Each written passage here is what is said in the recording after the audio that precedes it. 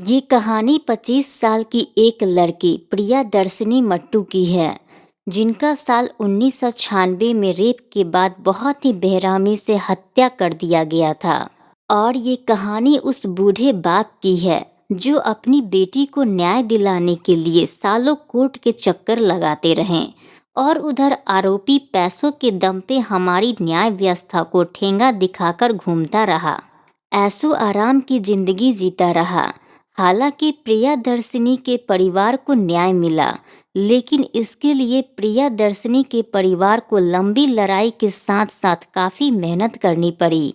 तो चलिए मैं ये कहानी आपको शुरू से बताती हूँ। प्रियदर्शिनी का जन्म 23 जुलाई 1970 को एक कश्मीरी पंडित परिवार में हुआ था। उनका परिवार श्रीनगर में रहता था। प्रियदर्शिनी के पिता जमन लाल मट्टू एक रिटायर्ड चीफ इंजीनियर थे। उन्होंने श्रीनगर के ही एक स्कूल में प्रियदर्शिनी का दाखिला करा दिया था। बाद में जमन लाल मट्टू अपने परिवार के साथ जम्मू चले गए। तो प्रियदर्शिनी ने अब जम्मू के ही एक कॉलेज से एमकॉम किया, लेकिन उसका सपना वकील बनने का था, तो वह लॉ की पढ़ाई करने दिल्ली चली गई और दिल्ली जाकर वसंत कुंज इलाके में अपने चाचा के साथ रहने लगी।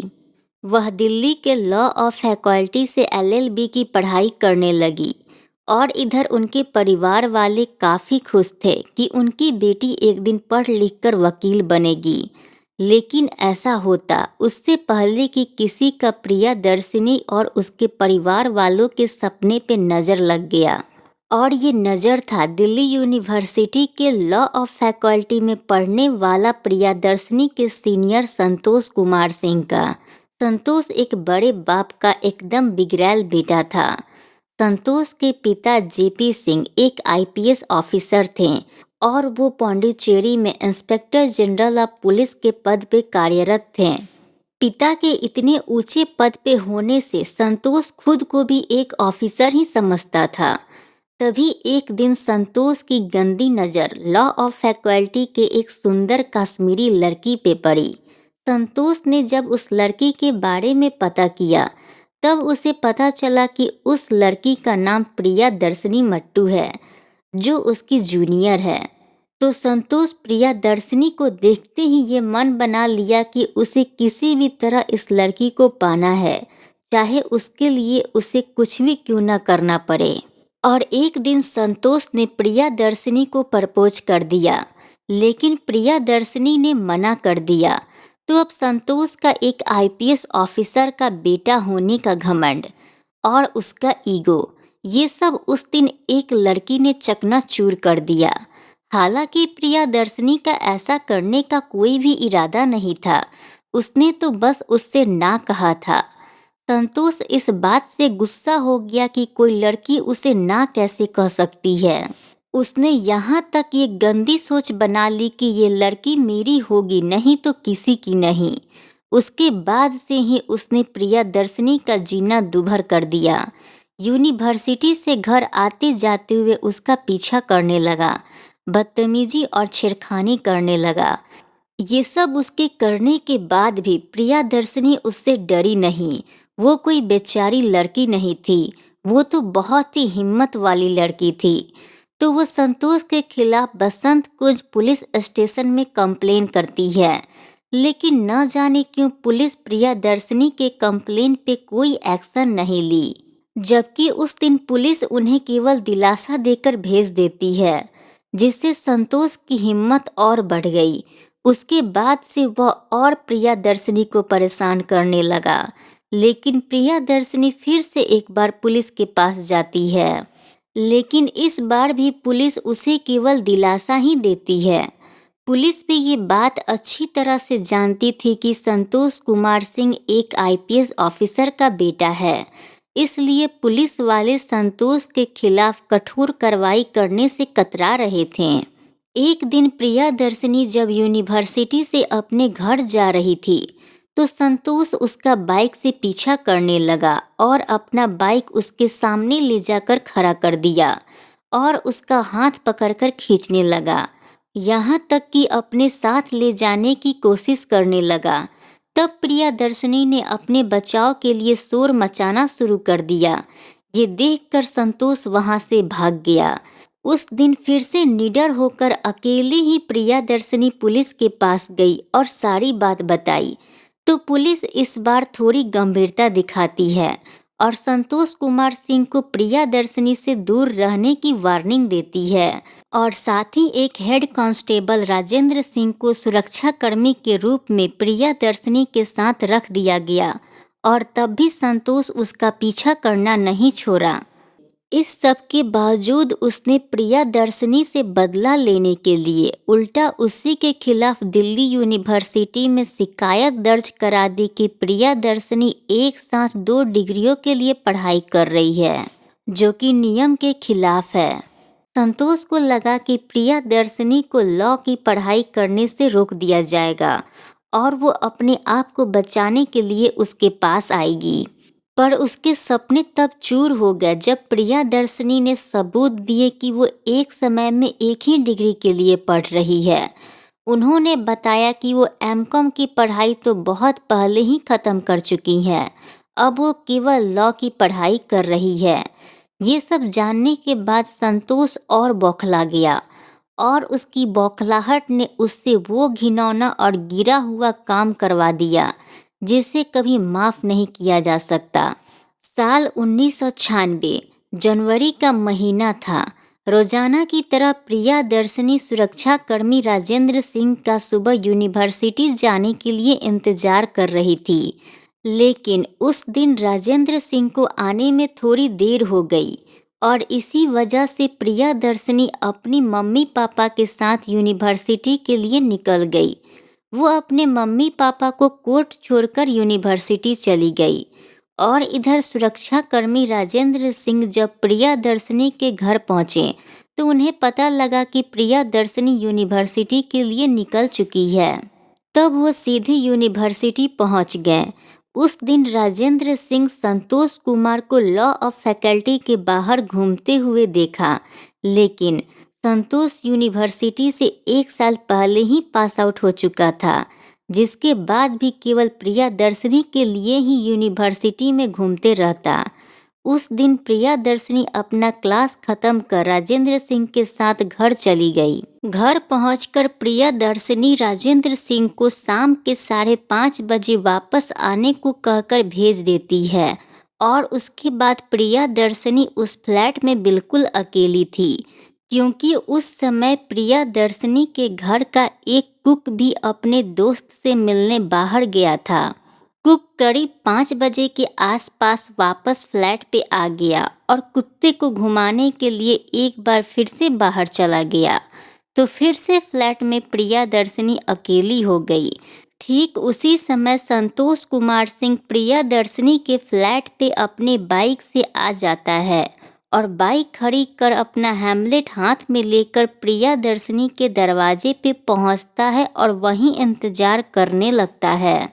तभी प्रियदर्शनी के आसपास के लोग देखते हैं कि संतोष कुमार हाथ में हैमलेट लिए खड़ा है, लेकिन लोगों को क्या पता कि ये हैवान क्या करने वाला है।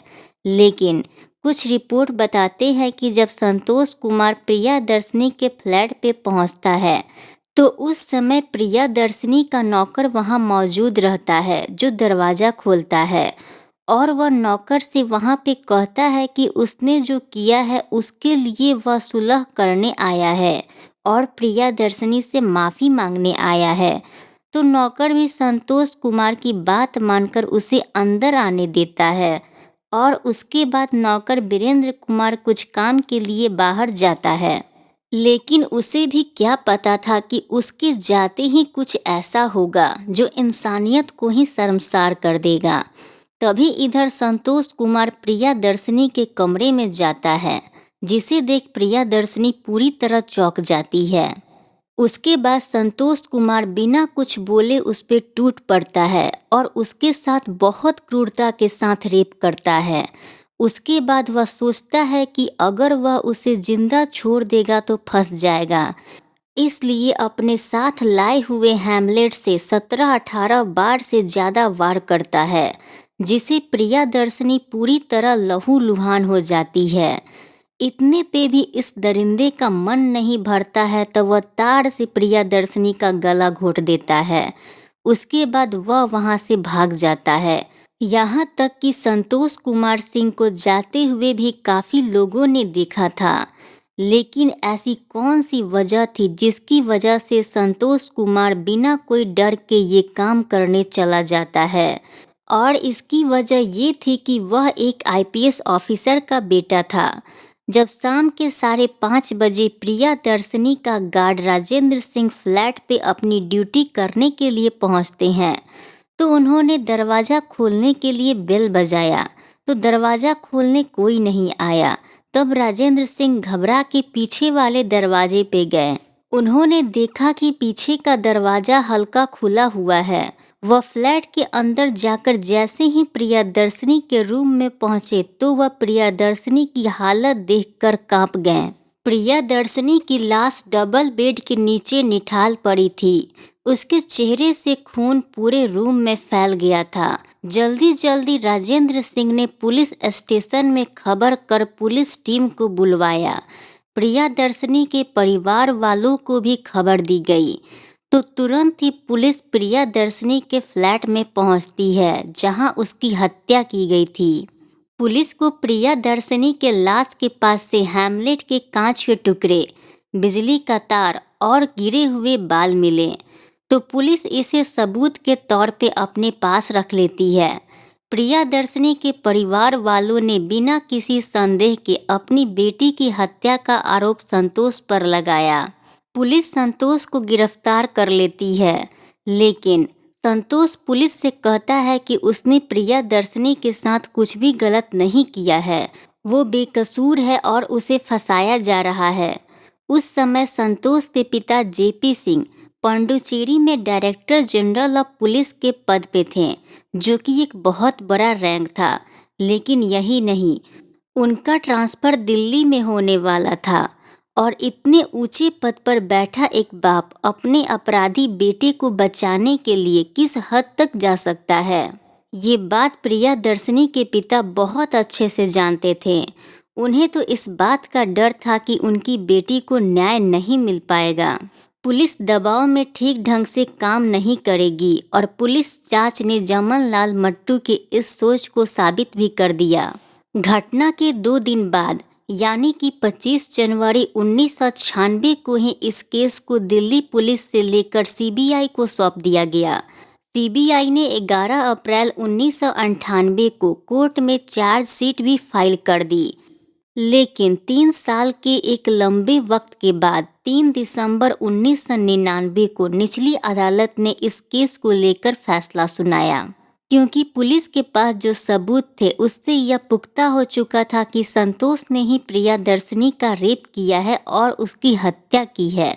यहाँ तक कि सिक्योरिटी गार्ड और नौकर बीरेंद्र सिंह ने भी प्रियदर्शनी के फ्लैट से संतोष सिंह को बाहर निकलते हुए देखा था। लेकिन निचली अदालत ने इस केस को लेकर एक ऐसा फैसला दिया जो आपको हैरान कर देगा। निचली अदालत के जज जेपी थरेजा ने 450 पन्ने के फैसले में दिल्ली पुलिस की भूमिका पर कड़ी फटकार लगाई और कही कि सारे सबूत और गवाह गलत है और सीबीआई इस केस में अनुचित जांच की। चूँकि दिल्ली पुलिस प्रियदर्शनी के नौकर बीरेंद्र सिंह को अदालत में पेश करने में विफल रही, जो कि एक महत्वपूर्ण गवाह था, और पुलिस ने ये दावा किया था कि नौकर बीरेंद्र सिंह गायब हो गया है, उन्हें मिल नहीं रहा। लेकिन एक पत्रकार ने उसे बड़े ही आसानी से उसके गांव से ढूंढ निकाला और जेपी थरेजा ने ये भी कहा कि वो जानते हैं कि संतोष कुमार सिंह दोषी है और उसने ही प्रियदर्शनी का रेप किया है और उसका कत्ल किया है, पर मेरे हाथ बंधे हुए हैं। मैं एक जज के रूप में जांच एजेंसियों द्वारा उपलब्ध कराए गए सबूतों के आधार पर ही अपना निर्णय दे सकता हूँ। जांच एजेंसियों ने कोई भी ऐसा सबूत ठीक ढंग से पेश नहीं किया जो ये साबित कर सके कि जुर्म संतोष कुमार सिंह ने किया है। इसलिए संतोष सिंह को संदेह के आधार पर बरी किया जाता है। इस जजमेंट ने प्रियदर्शनी के परिवार को सदमे में डाल दिया, यहाँ तक कि पूरा देश सदमे में चला गया। लोग इस जजमेंट को लेकर देश की न्याय प्रणाली पे सवाल उठाने लगे। इस जजमेंट ने ये साबित कर दिया कि न्याय अमीर और पावरफुल लोगों की जेब की चीज है। उधर संतोष कुमार सिंह बरी होने के बाद शादी कर ली और दिल्ली में ही वकालत करने लगा। इधर प्रियदर्शनी के बुजुर्ग पिता अपनी बेटी को न्याय दिलाने के लिए सीबीआई ऑफिस के चक्कर काटते रहे। ये सब देखने के बाद सीबीआई ने 29 फरवरी साल 2000 को निचली अदालत के फैसले को हाई कोर्ट में चैलेंज कर दिया। साल 2000 से साल 2006 आ गया, पर दिल्ली हाई कोर्ट में इस केस को लेकर कोई सबूत, कोई गवाह पेश नहीं किया गया, ना ही किसी तरह की कोई सुनवाई की गई। फिर से एक बार लोग न्याय दिलाने के लिए कैंडल मार्च करने लगे। यहाँ तक कि फिल्म जगत की कई बड़ी हस्तियां भी इसमें शामिल हुई। इसकी वजह से न्यायपालिका पर भारी दबाव पड़ा, जिस सबूतों और गवाहों को लोअर कोर्ट मानने से इनकार कर दिया। हाई कोर्ट ने उन्हीं सबूतों और गवाहों के आधार पर 31 अगस्त 2006 को अपना फैसला सुनाया और कहा कि ये केस रेयर ऑफ रेयरेस्ट की कैटेगरी में आता है और संतोष कुमार सिंह के अपराध को क्षमा नहीं किया जा सकता है, इसलिए उसे फांसी की सजा सुनाई जाती है। तो संतोष कुमार सिंह को गिरफ्तार कर जेल में डाल दिया गया। तो संतोष ने सुप्रीम कोर्ट में अपील की तो सुप्रीम कोर्ट उसकी फांसी की सजा को उम्र कैद में बदल देती है। उम्र कैद की सजा काटने के बावजूद भी संतोष कई बार जेल से बाहर आता जाता रहा। तो ये थी कहानी प्रियदर्शनी मट्टू की। आशा करते हैं आपको ये कहानी पसंद आई होगी। अगर कहानी अच्छी लगी तो वीडियो को एक लाइक ज़रूर कीजिएगा और अगर चैनल पे नए हैं तो चैनल को सब्सक्राइब कर बेल आइकन को प्रेस कर दीजिएगा ताकि आप हमारे आने वाले वीडियो सबसे पहले देख सकें।